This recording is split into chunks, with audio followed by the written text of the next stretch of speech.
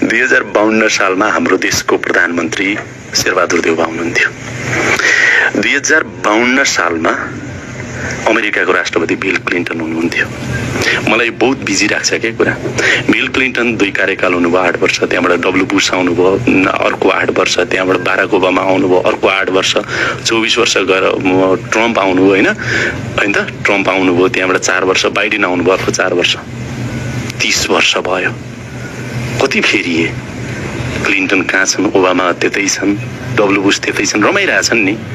अस्ति मैले बिल क्लिन्टनको एउटा फेसबुकमा हेरेको थिएँ, कहाँ त्यो बर्गर लिन कि कता गइरहेको देखेको थिएँ, कोही पनि छैनन् सुरक्षाकर्मी। मेरो देशमा, तपाईँको देशमा 52 सालमा प्रधानमन्त्री भएको शेरबहादुर देउवालाई सम्भवतः 83 सालमा फेरि हामी प्रधानमन्त्री बनाउँदैछौँ। अनि यो जस्टिस हो? अनि जनतालाई दिक्क लाग्दैन? अनि फ्रस्ट्रेसन हुँदैन?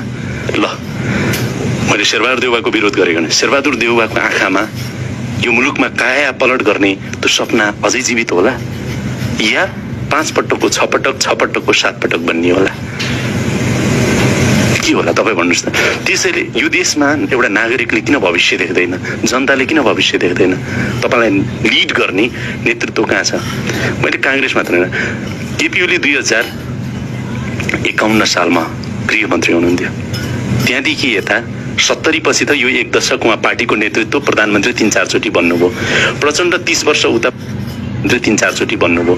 प्रचण्ड 30 वर्ष उता पार्टीको अध्यक्ष भइराख्नु भएको छ होइन? माधव नेपाल भइराख्नु भएको छ, झलनाथ खनालको चाहना भनेपछि उहाँहरूले अहिले पनि नेतृत्व गर्ने उमेरको कुरा होइन। मैले फेरि 60, 70, 80 जेसुकै होस् उमेर त्यो नम्बर हो, तर उनले यो देशमा राजनीति मार्फत गरेको योगदान कति भन्दा 30-40 वर्ष भइसक्यो।